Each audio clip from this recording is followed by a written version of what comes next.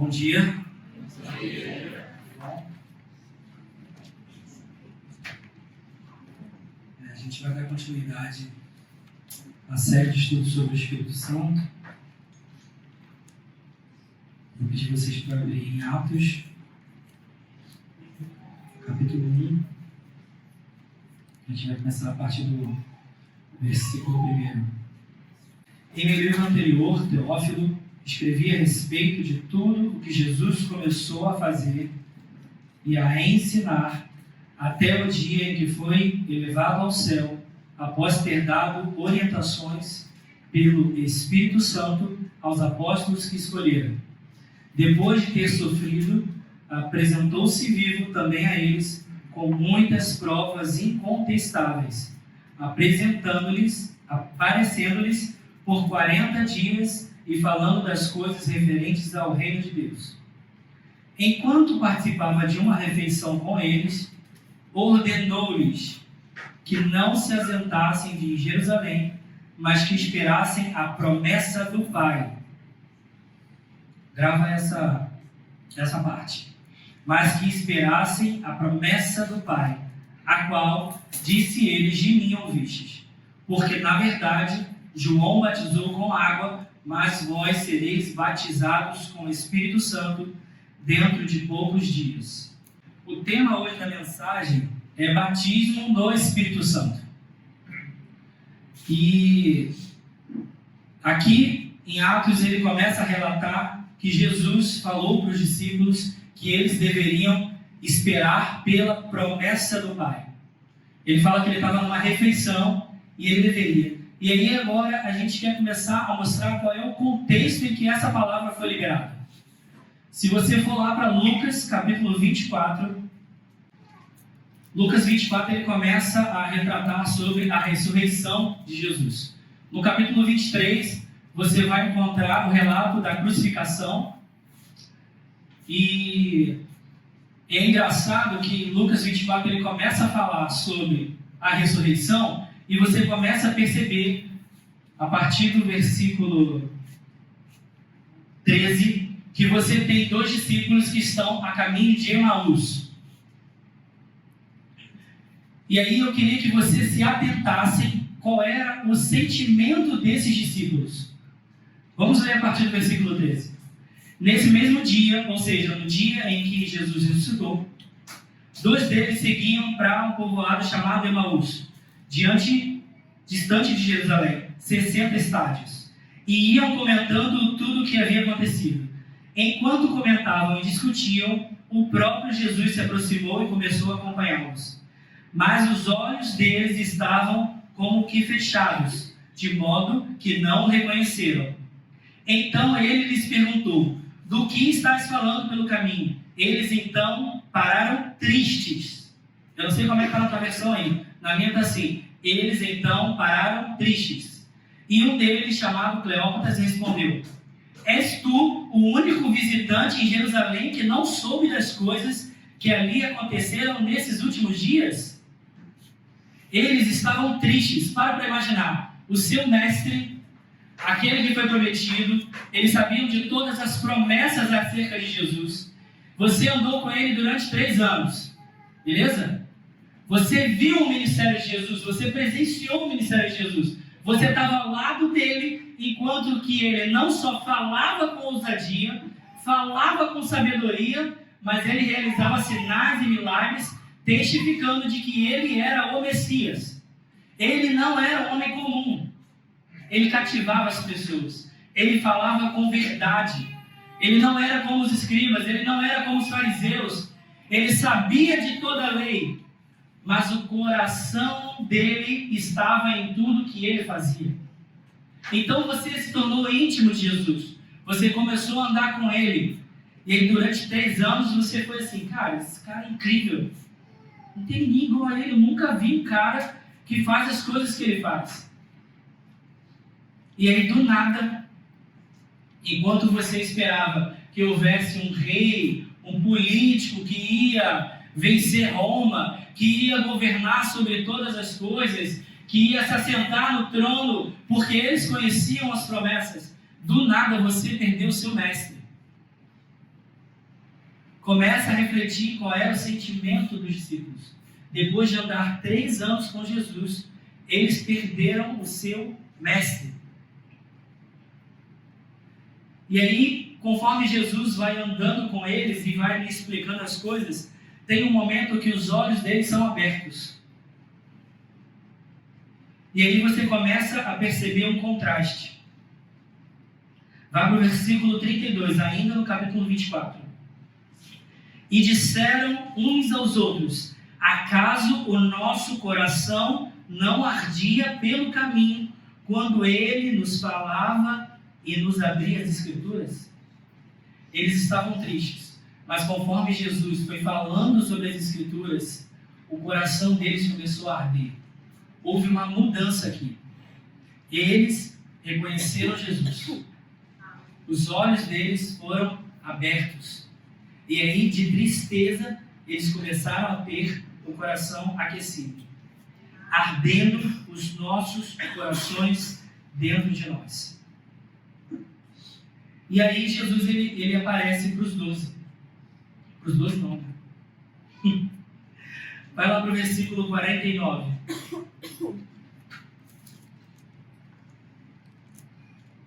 Antes disso, só para introduzir, a partir do versículo 36 ele fala: enquanto ainda falavam nisso, o próprio Jesus apareceu no meio deles e disse-lhes: paz seja convosco. E aí eles se assustaram.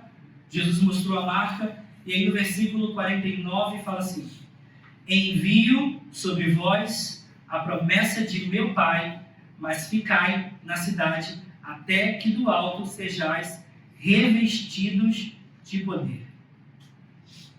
O que a gente leu lá em Atos, no capítulo 1, que fala que durante uma refeição ele falou que ia vir a promessa de meu Pai. É sobre esse relato aqui que está falando. Jesus apareceu no meio deles e falou: esperem a promessa de meu Pai. É claro que os discípulos, uma vez que viram Jesus ressuscitar, eles queriam pregar as boas novas. Eles queriam começar o ministério que Jesus tinha dado para eles. É óbvio que eles queriam falar sobre essa novidade. Jesus ressuscitou, Jesus apareceu a nós. A gente estava aqui dentro de uma casa e Jesus apareceu no meio de nós. Isso não é algo simples. Aquele Jesus que realizou sinais, maravilhas, milagres, ele apareceu, ele ressuscitou no meio de nós e falou: esperai em Jerusalém. Existe um motivo para ele esperar. Existe um motivo para eu e você esperar pelo Espírito Santo. Não dá para a gente começar um ministério sem o Espírito Santo. Por mais que a gente tenha alguma boa intenção, não dá para a gente fazer nada sem o Espírito Santo. Nós dependemos do Espírito Santo para tudo. Nós dependemos dele para tudo. E aí eu quero começar, através da Bíblia, mostrar como o Espírito Santo ele estava desde a criação. Já houve aqui uma mensagem dentro dessa série que fala sobre a ação do Espírito Santo no Antigo Testamento. Se você não assistiu, o Daniel falou: vá lá, assiste, ouve o podcast, vê no YouTube. Eu não quero me ater totalmente àquela mensagem, mas eu queria mostrar para vocês que o Espírito Santo ele estava presente lá na criação, porque diz em Gênesis 1, capítulo 2, que o Espírito Santo estava lá. E o Espírito Santo ele também estava sobre pessoas específicas durante a história de Israel. Você vai encontrar vários relatos em que o Espírito Santo ele dominava, ele possuía uma pessoa para fazer coisas específicas. Ele estava sobre José. Você pode encontrar isso lá em Gênesis, capítulo 41, versículo 38. Ele estava sobre Bezalel. Eu não sei quantos vão lembrar, mas Bezalel, ele foi instruído pelo Espírito Santo para começar a construir algumas coisas sobre o tabernáculo. Ele foi possuído pelo Espírito Santo. E aí você vai encontrar em Josué, lá em Números 27, capítulo 18, Bezalel fala em Êxodo 3:13, 31:3, desculpa, se você quiser anotar, vai depois conferir. E Josué, Números 27:18. E ele também estava, o Espírito Santo, sobre todos os profetas. Abre, por favor, em 1 Pedro, capítulo 1, a partir do versículo 10. Foi a respeito dessa salvação que os profetas que falaram da graça destinada a vocês investigaram e examinaram, procurando saber o tempo e as circunstâncias para as quais apontava o Espírito de Cristo que neles estava. O Espírito de Cristo estava sobre os profetas. Quando lhes predisse os sofrimentos de Cristo e as glórias que se seguiram àqueles sofrimentos. Então você percebe em toda a história do Antigo Testamento, eu só citei alguns trechos aqui, você vai encontrar muito mais relatos em que o Espírito Santo ele estava sobre pessoas para fazer coisas específicas. José, ele foi um homem de Deus que foi inspirado pelo Espírito Santo. E aí você não percebe um dom que nem aqueles que a gente está acostumado no Novo Testamento. Mas José, ele tinha um dom especial para governar sobre finanças. José foi instruído para poder começar a guardar mantimento. Ele não só teve a revelação sobre o que ia acontecer, mas ele também teve a capacidade de administrar os recursos para não faltar comida. Então, o Espírito Santo estava sobre pessoas específicas. E aí você começa a perceber no Novo Testamento sobre o ministério de Jesus. Abre, por favor, em Lucas, capítulo 1, versículo 35.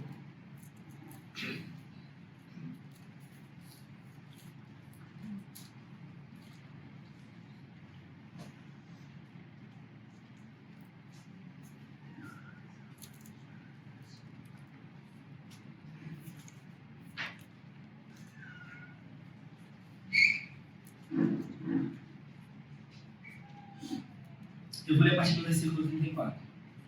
Então Maria perguntou ao anjo: como isso poderá acontecer, se não conheço na intimidade homem algum? O anjo respondeu: o Espírito Santo virá sobre ti, e o poder do Altíssimo te cobrirá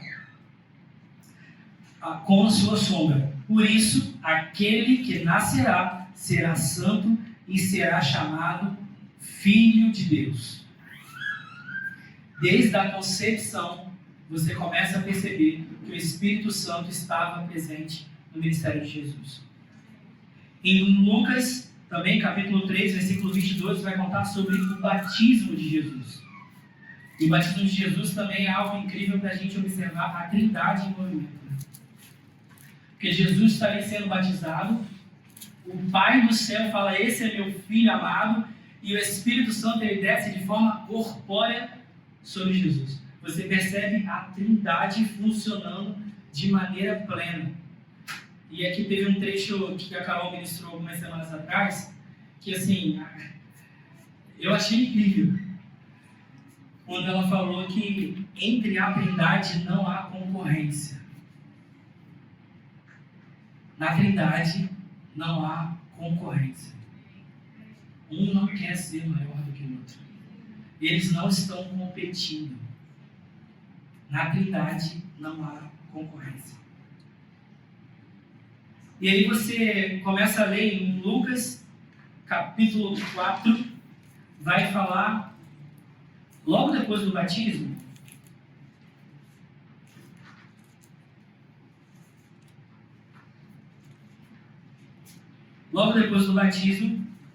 olha o que acontece com Jesus. A partir do versículo 4.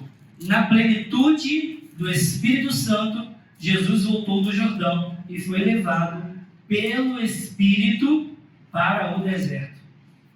E aí ele vai começar a relatar sobre a tentação.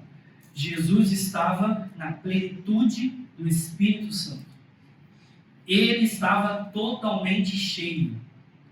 Ele não estava cheio somente um pouquinho. Ele estava na plenitude do Espírito Santo. E ele foi levado ao deserto pelo Espírito. Foi o próprio Espírito Santo que levou Jesus ao deserto para ser tentado. E aí, ainda em Lucas capítulo 4, a partir do versículo 14, logo depois de ser tentado, no poder do Espírito, Jesus voltou para a Galileia, e sua fama se espalhou por toda a região. Ele ensinava nas sinagogas e era elogiado por todos. Chegando a Nazaré, onde fora criado, entrou na sinagoga no dia de sábado, segundo seu costume, e levantou-se para fazer a leitura. Entregaram-lhe o livro do profeta Isaías, e ele o abriu e achou o lugar em que estava escrito. Isso está escrito lá em Isaías, capítulo 61. O Espírito do Senhor está sobre mim. Uma criança chorando muito aí, eu acho que eu não vi.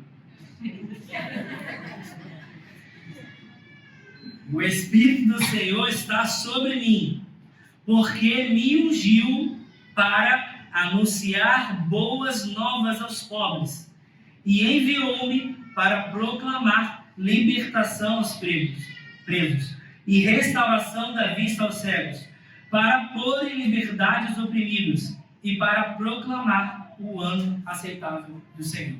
Esse era o ministério de Jesus. Jesus ele foi ungido para fazer cada uma dessas tarefas. O Espírito do Senhor estava sobre Jesus. Ele estava na plenitude. Jesus estava cheio do Espírito Santo para fazer todas as tarefas que o Pai já tinha predeterminado. Então a gente contou um pouco aqui do contexto em que o Espírito Santo estava desde a criação sobre pessoas específicas, e nós chegamos no ministério de Jesus vendo que o Espírito Santo guiava Jesus em todas as coisas que ele ia fazer, inclusive sobre o que era primário no seu ministério. E Jesus falou para os discípulos quando apareceu lá naquela refeição: esperai em Jerusalém. Esperai em Jerusalém pela promessa do meu Pai. E nós chegamos em Pentecostes. Pentecostes, ele vai começar a relatar em Atos, capítulo 2. A partir do verso 1 fala assim: ao chegar o dia de Pentecostes, todos estavam reunidos num mesmo lugar. De repente veio do céu um som como de um vento impetuoso e encheu toda a casa onde estavam sentados. E apareceram umas línguas como de fogo, distribuídas entre eles, e sobre cada um pousou uma. Todos ficaram cheios do Espírito Santo e começaram a falar noutras línguas, conforme o Espírito os capacitava. Em Pentecostes, todos ficaram cheios do Espírito Santo. E aqui a gente começa a ter uma mudança de paradigma. Enquanto no Antigo Testamento o Espírito Santo estava sobre pessoas específicas, em Pentecostes o Espírito Santo desceu sobre todos que estavam reunidos. E eu comecei quando eu estava estudando, eu comecei a reparar que há uma sequência de fatos sobre a presença de Deus que é singular e que acontece em Pentecostes e que mostra que Deus queria habitar com os homens. Deus queria habitar entre os homens. Você não precisa abrir, mas lá no Sinai, enquanto Deus estava dando as instruções do tabernáculo para Moisés começou a anotar, e aí você vai começar a ler lá em Êxodo, você começa a perceber toda a construção do tabernáculo. Deus entregou para Moisés descrições específicas sobre o tabernáculo.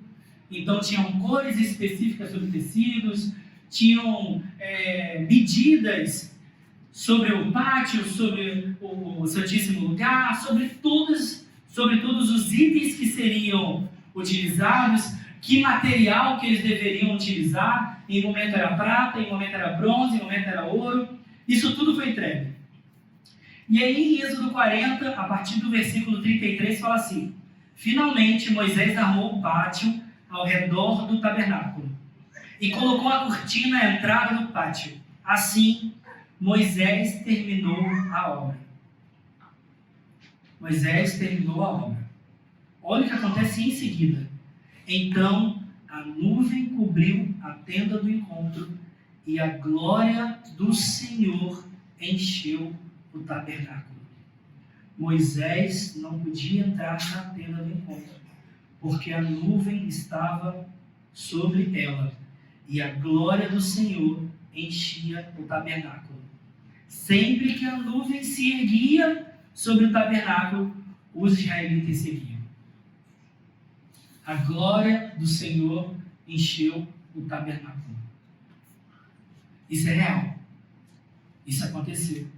A glória do Senhor encheu o tabernáculo. Uma outra coisa aqui que eu notei é que enquanto havia uma habitação temporária, ou seja, uma habitação sobre o tabernáculo, sobre uma tenda, eles só se moviam à medida que viam a nuvem se mover. Então, quem guiava o caminho do povo de Israel era a nuvem. Quando a nuvem se movia, ele se movia. E aí você começa a ver mais à frente a história de Davi. E aí, em 2 Samuel capítulo 7, você não precisa abrir, Davi, ele já tinha vencido todos os seus inimigos. Ele já vinha de uma vida de batalha, uma vida de guerra, uma vida de sangue, uma vida de espada. E aí, quando ele simplesmente tem paz de todos os seus inimigos, ele está muito bem lá no palácio dele, ele tem um desejo incrível e apaixonante de criar um templo para o Senhor. Até aquele momento, a presença de Deus habitava numa tenda. Mas a partir de Davi, ele tinha um espaço físico fixo, que era o templo. E é engraçado que acontece a mesma coisa. Lá em 2 Crônicas, capítulo 5, a partir do versículo 13, fala assim: os que tocavam cornetas e os cantores, em uníssono louvar e agradecer ao Senhor. Ao som de cornetas, símbolos e outros instrumentos, levantaram suas vozes em louvor ao Senhor e cantaram: Ele é bom, o seu amor dura para sempre. Então, uma nuvem encheu o templo do Senhor, de forma que os sacerdotes não podiam desempenhar o seu serviço, pois a glória do Senhor encheu o templo de Deus.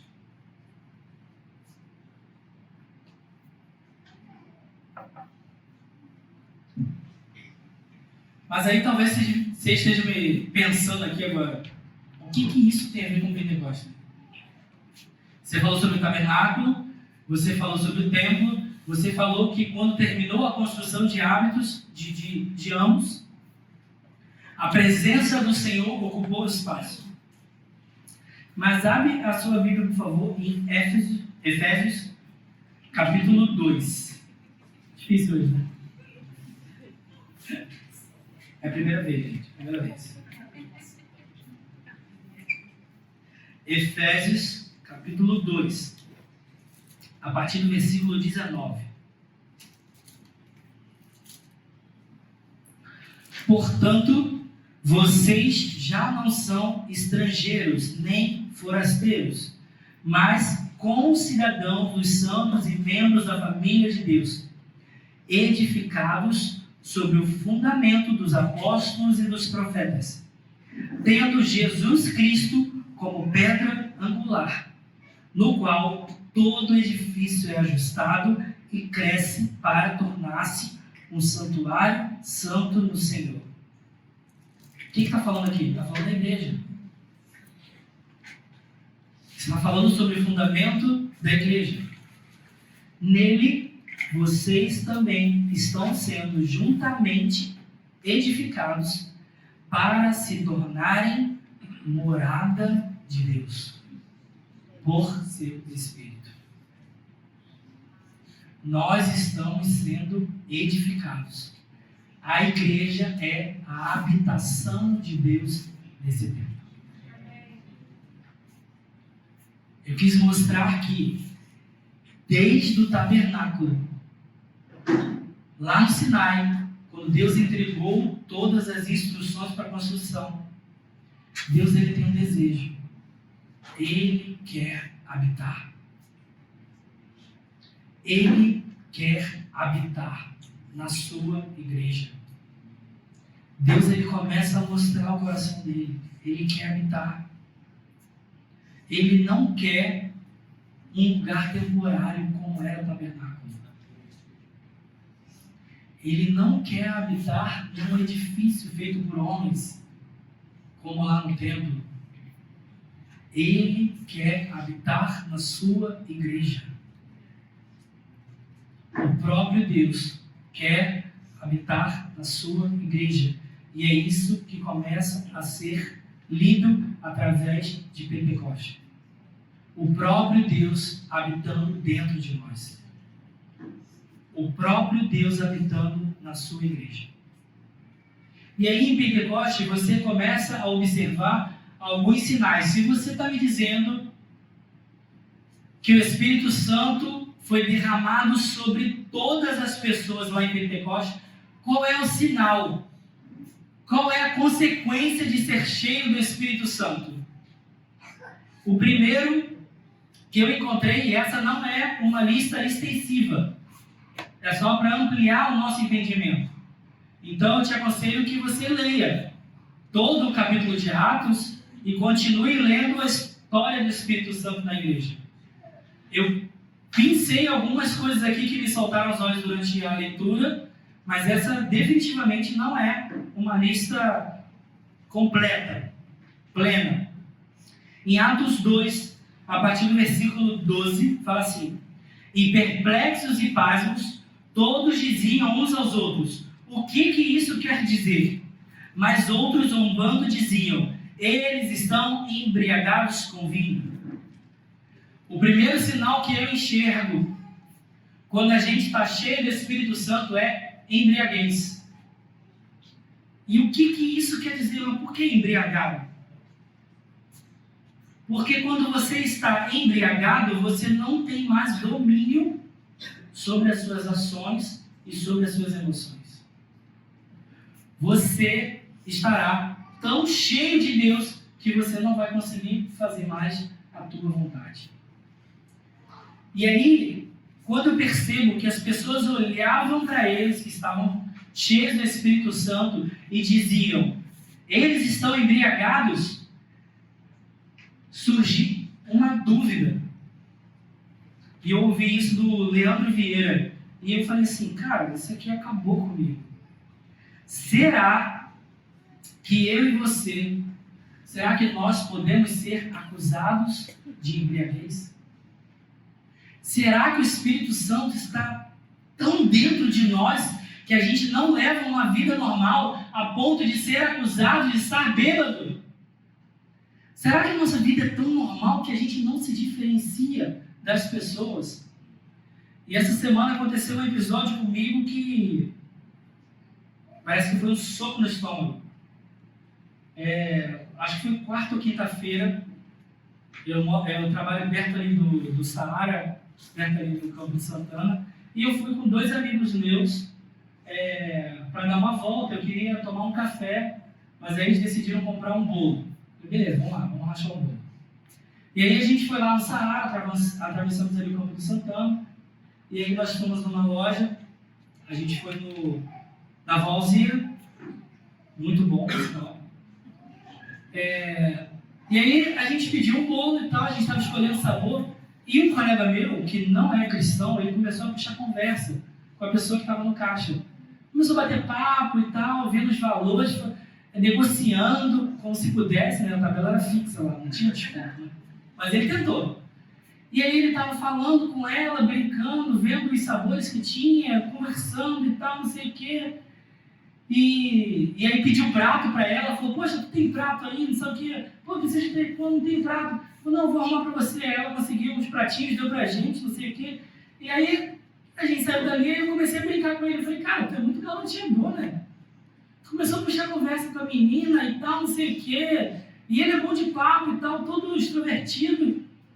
Eu falei, caraca, cara, o que tu estava fazendo? Aí ele, cara, às vezes a pessoa está num dia péssimo.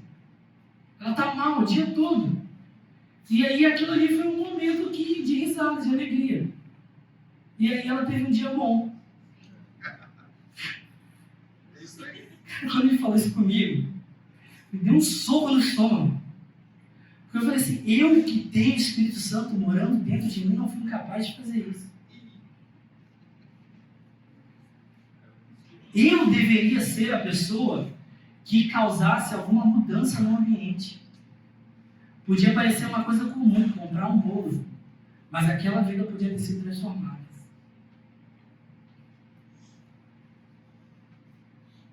E aí eu fico com medo, porque talvez a gente não pode ser acusado de estar bêbado. Talvez a gente não esteja tão cheio do Espírito Santo a ponto de ser acusado. Será que o Espírito Santo está dentro de nós? É duro, né? Foi difícil. E aí eu vou começar a falar sobre os sinais. E o segundo sinal está em Atos 2 também, no versículo 16.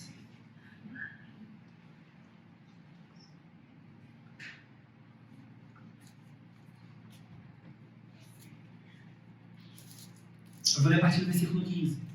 Estes homens não estão embriagados como pensais, visto que é apenas a 3ª hora do dia. Mas isso é o que havia sido falado pelo profeta Joel. E aí, Pedro aqui, no seu discurso, ele começa a ler, basicamente, o que está escrito lá em Joel capítulo 2. Então, qual é o segundo sinal que eu posso te dar essa manhã, quando a gente está cheio do Espírito Santo? A gente é capaz de discernir tempos e estações. Os nossos olhos eles são abertos para entender aonde a gente está no caminho, na história, naquilo que está sendo escrito. Os nossos olhos são abertos. Pedro aqui reconhece, olha, isso aqui que está acontecendo é o que foi predito lá em Joel 2. E nos últimos dias acontecerá, diz o Senhor, que derramarei do meu Espírito sobre todas as pessoas. Talvez a tua versão está sobre toda a carne, não sei. E os vossos filhos e as vossas filhas profetizarão. Os vossos jovens terão visões. Os vossos velhos terão sonhos. Naqueles dias derramarei o meu Espírito sobre os meus servos e sobre as minhas servas, e eles profetizarão. E ele continua contando o que estava sendo predito lá em Joel capítulo 2. Então, quando a gente está cheio do Espírito Santo, nós temos a capacidade de discernir o tempo em que nós estamos, discernir qual é a estação, o que está acontecendo nesse tempo. O que é para acontecer hoje em Duque de Caxias? Será que hoje é só Dia dos Pais? Será que Deus não quer fazer mais nada além disso? Quando nós estamos cheios do Espírito Santo, nós temos a capacidade de discernir.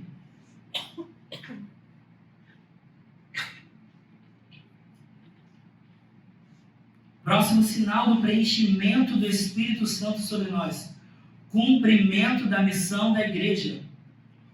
Em Atos 2, versículo 38. Pedro então lhes respondeu: arrependei-vos e cada um de vós seja batizado em nome de Jesus Cristo, para o perdão de vossos pecados, e recebereis o dom do Espírito Santo. Quando nós estamos cheios do Espírito Santo, nós somos capacitados a cumprir a missão que Ele nos designou, que é o Evangelho. é virar para o mundo e falar: se arrependam, creiam em Jesus Cristo, sejam batizados, recebam o dom. Se arrependam, se arrependam, se arrependam. Cumprimento da missão da igreja. Próximo sinal: ser testemunho de Cristo. Abre em Atos, capítulo 1, versículo 8, por favor. Mas receberão poder quando o Espírito Santo descer sobre vocês, e serão minhas testemunhas em Jerusalém, em toda a Judéia e Samaria e até os confins da terra. Quando nós recebemos o Espírito Santo, nós somos testemunhas de Jesus por onde a gente anda. Esse é mais um cumprimento, mais um sinal do preenchimento do Espírito Santo sobre nós.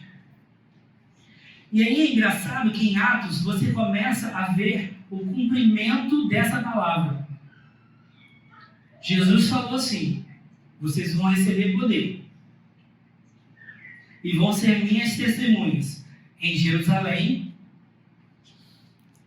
Atos 2, 41 fala assim: desse modo, os que acolheram a sua palavra foram batizados, e naquele dia juntaram-se a eles quase 3.000 pessoas. Em Jerusalém acontece o arrependimento de 3.000 pessoas. Atos 2 começa a falar sobre o nascimento da igreja. Então, o primeiro lugar de influência que a gente tem é o lugar onde a gente vive, é o lugar onde a gente mora, em Jerusalém. Em Atos 8, capítulo 14.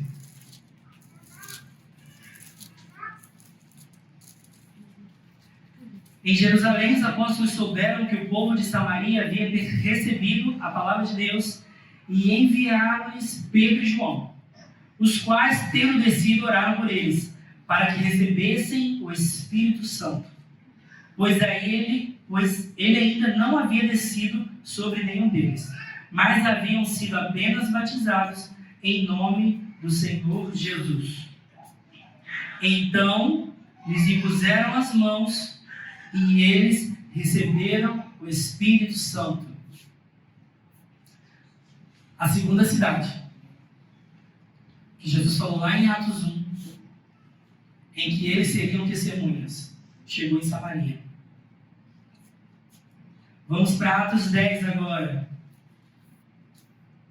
Atos 10, no capítulo 1, começa a falar a história de um homem. Havia um homem em Cesareia cujo nome era Cornélio, centurião do regimento militar chamado Italiano. Ele era um gentio. Ele não era judeu. Mas olha o que acontece na casa de Cornélio. Versículo 45.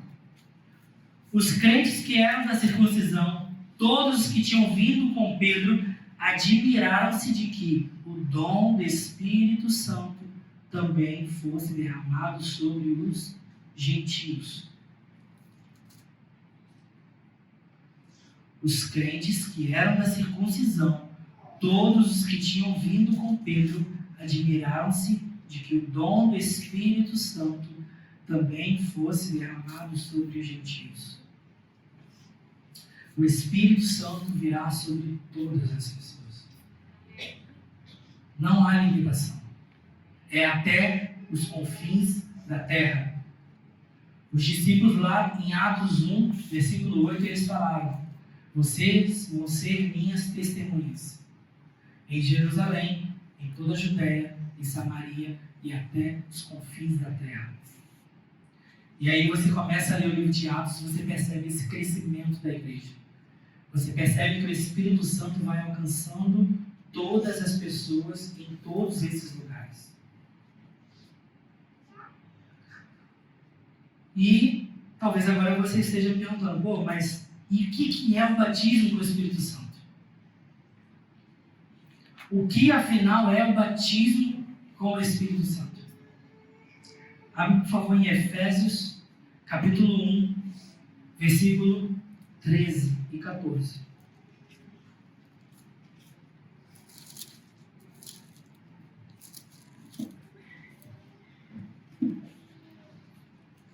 Quando vocês ouviram e creram na palavra da verdade, o evangelho que os salvou, vocês foram selados em Cristo Jesus. A primeira palavra que eu queria que você gravasse nesse texto é selados. Selados em Cristo, com o Espírito Santo da promessa, que é a garantia da nossa herança até a redenção daqueles que pertencem a Deus, para o louvor da sua glória. Dois aspectos desse trecho eu queria conversar agora aqui. O primeiro é que o Espírito Santo é um selo. E o que isso quer dizer? Um selo na antiguidade, ele servia a pelo menos dois propósitos. O primeiro era dar integridade a um documento. Então, quando você encontrava um documento que tinha um selo, você reconhecia: esse documento pertence a tal rei. Esse documento pertence a tal reino, a tal povoado. Você reconhecia, porque aquele documento era íntegro, porque ele tinha o selo. O selo era que dizia da onde aquele documento era. E o outro propósito que servia o selo era para dar clareza sobre a posse, ou seja, a propriedade de algo. Algo que tinha inscrição de um selo era de posse daquele que tinha o selo. Ou seja, um rei, por exemplo, tinha o seu selo, o seu sinal, sobre aquilo que era seu, dando clareza da possessão e deixando claro perante todos a quem pertencia. O Espírito Santo é um selo sobre nós. Primeiro porque ele diz que nós somos íntegros. E outro porque ele diz de quem nós somos. Então, quando as pessoas olham para a gente, eles têm que ver que nós somos um selo. A gente tem que estar selado com o Espírito Santo. E em Efésios estava falando, eu vou ler de novo. Nele, quando vocês ouviram e creram na palavra da verdade, o evangelho que os salvou, vocês foram selados com o Espírito Santo da promessa, que é a garantia da nossa herança até a redenção daqueles que pertencem a Deus, para o louvor da sua glória. Ele é a garantia. E o que isso quer dizer? A palavra original aí, ela vem de penhor. Ela é uma quantia em dinheiro que em compras é dado como pagamento inicial. Ou seja, ela é um sinal. Sabe quando você encontra um carro e aí você fala assim: não, cara, esse carro aqui é meu, mas eu não tenho o dinheiro tudo agora, então eu vou te dar um sinal me comprometendo de que eu vou te dar o restante. O Espírito Santo é uma garantia. Ele foi nos dado como garantia. Nós começamos agora a experimentar coisas que são do reino vindouro através do Espírito Santo. Ele é a nossa garantia. Romanos 8, a partir do versículo 9, fala assim: entretanto, vocês não estão sobre o domínio da carne, mas do Espírito, se de fato o Espírito de Deus habita em vós. E se alguém não tem o Espírito de Cristo, não pertence a Cristo. Se alguém não tem o Espírito de Cristo, não pertence a Cristo. O Espírito Santo aponta sobre pertencimento. A quem nós pertencemos. Entretanto, vocês não estão sob o domínio da carne, que quer dizer que você não faz as suas próprias vontades, Você não age conforme o seu querer. Não é mais a tua carne que te domina, mas o Espírito. Se, de fato, o Espírito habita em vocês. Estou partindo já para a conclusão. Foi bem mais rápido do que eu achei que seria. Graças a Deus. Mas é uma palavra dura. Alguns trechos que eu falei sobre selo, sobre a gente refletir se nós de fato temos o Espírito Santo habitando entre nós. Se nós temos o selo da propriedade, se recebemos o sinal da nossa herança, se nós recebemos o sinal da nossa bendita esperança, se o próprio Deus habita na sua igreja, aonde estão os sinais do preenchimento do Espírito Santo? Aonde estão os sinais do preenchimento do Espírito Santo em nós? Será que nós podemos ser acusados de ter o Espírito Santo? E só existem duas respostas para essa pergunta. Ou a gente não é convertido. Se você não é convertido, você não tem o Espírito de Cristo. É o que está dizendo lá em Romanos 8. Ou nós temos apagado o Espírito Santo. Efésios capítulo 4, versículo 30. Não entristeçam o Espírito Santo de Deus, com o qual vocês foram selados para o dia da redenção. Não entristeçam o Espírito Santo. Entristecer, no original, ele pode significar tornar triste, afetar com tristeza, causar aflição, magoar, afligir, ofender. Cai um peso sobre nós quando nós começamos a entender de que nós podemos entristecer o Espírito Santo. O Espírito Santo que é Deus, o Espírito Santo que habita em nós. Não entristeçam o Espírito Santo.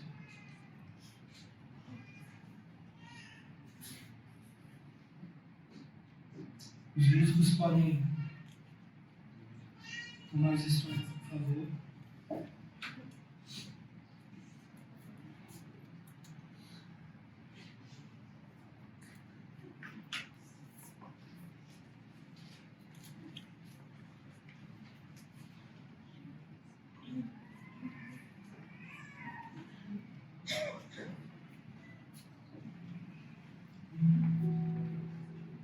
O último trecho que eu vou pedir você para abrir está lá em Tiago, capítulo 4.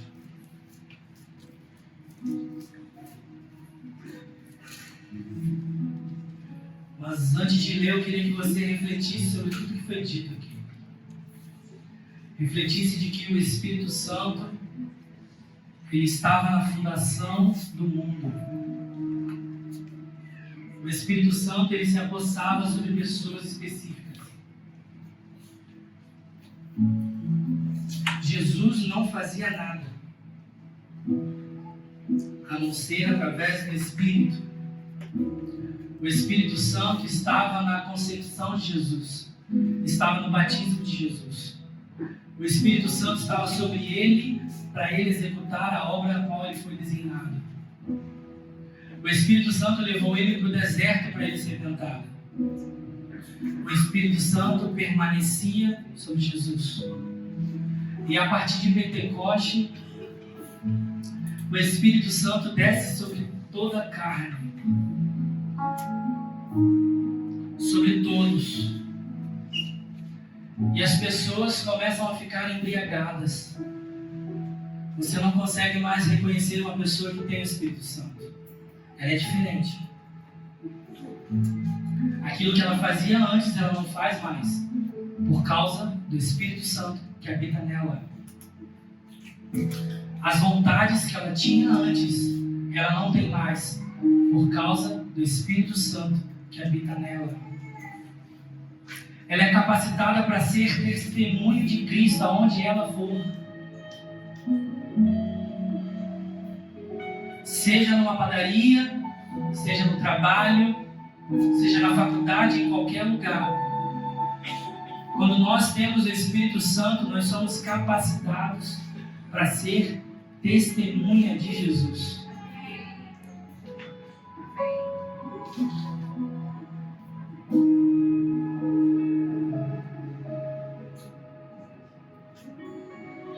Nós pertencemos a Cristo.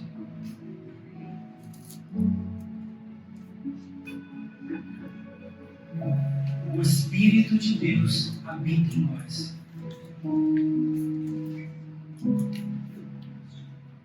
Se nós pertencemos a Cristo, o Espírito de Deus habita em nós.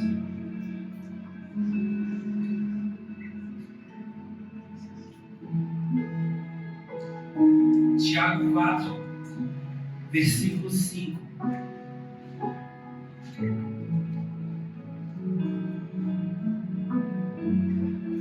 Pensais vós que a Escritura diz em vão: o Espírito em que nós habita tem ciúmes. A primeira verdade que tem sido dita aqui: o Espírito de Deus habita em nós. O Espírito de Deus habita em nós. Nós somos a habitação do Espírito nesse tempo. Ele não está mais sobre o tabernáculo. Ele não mais está sobre o templo. Ele está sobre a igreja. A igreja fundada em Atos é a habitação de Deus na terra. O Espírito Santo foi nos dado como garantia da promessa do reino vindouro. Nós começamos a experimentar das coisas do reino vindouro através do Espírito Santo de Deus. Esse Espírito Santo que estava sobre Jesus, que estava na criação, que estava sobre todos, ele mora em você, ele mora em mim, ele habita na igreja e ele tem ciúmes. Ele tem ciúmes. Talvez ainda você não conseguiu perceber isso, mas há dentro de você um Deus ciumento. Há um Deus ciumento dentro de você. O próprio Deus que habita em nós tem ciúmes.